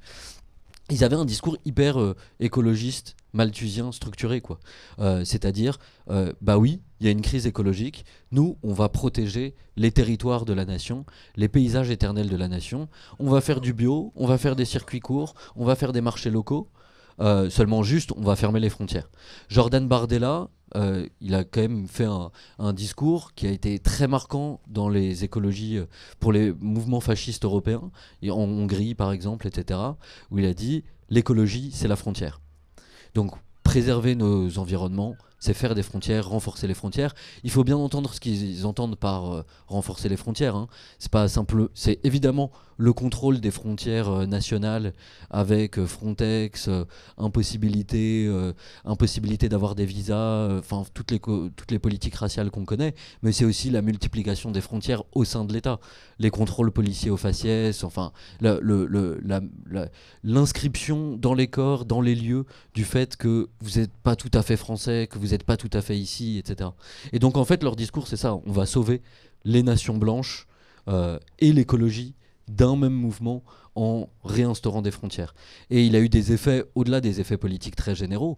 Brenton Tarrant, qui est donc l'éco-terroriste, qui se définissait lui-même comme éco-terroriste, qui a assassiné 51 personnes en Nouvelle-Zélande de confession musulmane. Il a fait un long manifeste dans lequel il dit qu'il est éco-terroriste et éco-fasciste, et dans lequel c'est ce problème-là qu'il va régler. Aux États-Unis, pareil, à El Paso, un tireur de masse qui a repris exactement le même vocabulaire. Alors c'est des choses très minoritaires, mais il me semble que ces choses très minoritaires qui deviennent majoritaires dans l'extrême droite, elles ont aussi un certain effet dans les mouvements écologiques. Merci beaucoup. Oui, alors, est-ce qu'il y a un souci de fascisation de l'écologie? Moi, je pense que très, très clairement, en tout cas, il y a un problème parfois avec des tendances réactionnaires. Quand on gratte un petit peu, malheureusement, on peut trouver des choses pas forcément toujours resplendissantes quand on sait où chercher. Y compris, je prends des exemples vraiment anecdotiques pour commencer. Je discutais avec un ami philosophe il y a quelques jours. Il me disait qu'il avait vu sortir un bouquin qui disait que l'homme est un... Bon, j'espère que vous n'avez pas retrouvé ce que c'est, parce que c'est pas le but, mais que l'homme est un surprédateur et qu'on ne se régule pas comme les animaux, et que donc il faudrait qu'on apprenne à se réguler comme les animaux. Et donc il a été voir la personne qui a écrit ce bouquin, il me dit mais qu'est-ce que ça veut dire? On s'entretue, les femelles décapitent les mâles après l'acte sexuel. Enfin, il disait ouais, concrètement, ça veut dire quoi de dire on remet comme ça une espèce de limite, voilà, comme les animaux, parce que finalement on est des animaux. Et à chaque fois, ça donnait des scénarios complètement dingues. Et puis, pareil, il y a 2 jours, j'ai vu qu'il y avait on m'a parlé d'une thèse qui était soutenue sur un thème comme ça qui a l'air très étranger à tout ça, qui est le surtourisme. On parle pas mal de surtourisme en ce moment, hein. Et en fait, la personne qui a étudié ce phénomène, c'était intéressant parce qu'elle disait, mais en fait, dans la critique du surtourisme, on va retrouver des éléments malthusiens. On va retrouver, en fait, mobiliser la question de la capacité de charge et des choses comme ça. Et en fait, quand on va creuser un petit peu, on va voir qu'il y a des choses très très problématiques, alors qu'on pourrait l'aborder par des biais très différents. Et donc, on a aussi tout un héritage de concepts, de vocabulaire, de tendances malthusiennes ou autres, qui sont quand même pas très très loin quand on cherche un petit peu. Il n'y a pas eu d'aggiornamento, clairement, qui a été fait par rapport à tout ça. Et on a, je pense, besoin sans arrêt d'être très vigilant par rapport à ça. Et effectivement, moi, ce que j'essaye de proposer, c'est quelque temps une certaine sobriété philosophique. On arrête peut-être de présenter les choses comme une espèce de combat contre la modernité avec un grand M, l'industrie avec un grand I, la technique avec un grand T, etc., etc. Je suis pas sûr qu'on soit gagnant en fait à organiser une espèce de gigantomachie philosophique et d'histoire philosophique. Vaut mieux une histoire tout court faite par des professionnels qu'une histoire philosophique. Il y a des gens qui sont spécialistes des histoires philosophiques comme ça, mais je pense que c'est un peu compliqué. Et puis une tendance aussi qui peut être un peu compliquée, c'est quelque chose que je m'abriterais derrière lui pour le coup, parce que c'est Andreas Malm qui dénonçait ça dans son livre Comment saboter un pipeline. Il disait ouais, il y a des groupes, des collectifs, moi je n'ai pas besoin de les nommer ici, mais qui nous disent qu'il faut apprendre à vivre non pas comme des modernes, mais comme des populations autochtones. Simplement, ça voudrait dire que pour pas écraser, brûler la biomasse, parce qu'à 8 milliards, ça va être compliqué de vivre directement de la biomasse en médiation, il faudrait qu'on revienne à 500 millions de personnes. Et il dit comment est-ce qu'on revient à 500 millions de personnes? Comment est-ce qu'on organise l'extermination de 7 milliards et demi de personnes pour arriver à cet état où on serait à nouveau des terrestres, hein, d'une certaine manière, et vivant en accord avec la nature.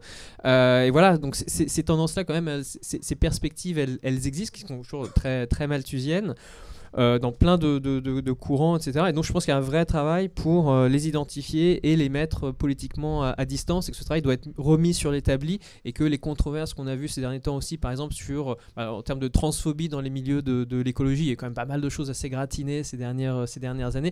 C'est ça, en considérant que les personnes trans sont des personnes trop techniques, trop ancrées dans la civilisation, trop ceci ou cela, et c'est là où peut-être on doit se poser des questions. Est-ce que le fin du fin de l'action politique aujourd'hui, c'est de s'en prendre aux personnes trans quand on voit ce qui se passe dans le monde, et d'avoir le même agenda que Ron DeSantis ou autres aux États-Unis, quoi.